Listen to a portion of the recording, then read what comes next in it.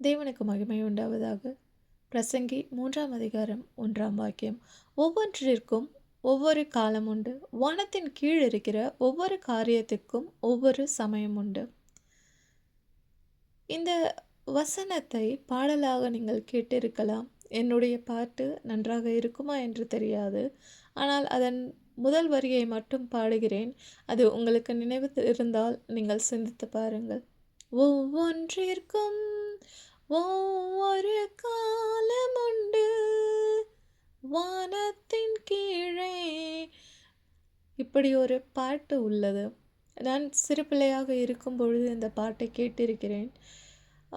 தற்பொழுது வருகிற பாடல்கள் அது பாடல்களாக இல்லை, கிறிஸ்துவ பாடல்களாக இல்லை. சினிமா பாடல்களுக்கு ஈக்குவலாக ஒற்றுமையாக அது காணப்படுகிறது. ஆனால் முன்பு பாடல் எழுதியவர்கள் வேதாகமத்திலிருந்து வார்த்தைகளை பயன்படுத்தி அது அமைதலுடனான உள்ள பாடல்களாக காணப்பட்டது.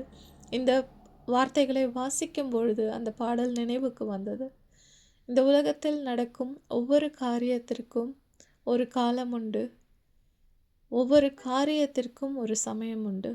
அதனால் நீங்கள் நினைக்கும் காரியங்கள் நடக்கவில்லை என்றால், அது தேவனால் தடைப்பட்டிருக்கிறது என்றால், அது நடக்க வேண்டும் என்று விரும்பினால், அந்த காலங்கள் அந்த சமயங்கள் வாய்க்கும்படி தேவனிடத்தில் விண்ணப்பம் செய்யுங்கள். அதை ஏற்ற நேரத்தில் தேவன் உங்களுக்கு செய்து தருவார். தேவன் தாமே உங்களை ஆசீர்வதிப்பாராக. ஆமென்.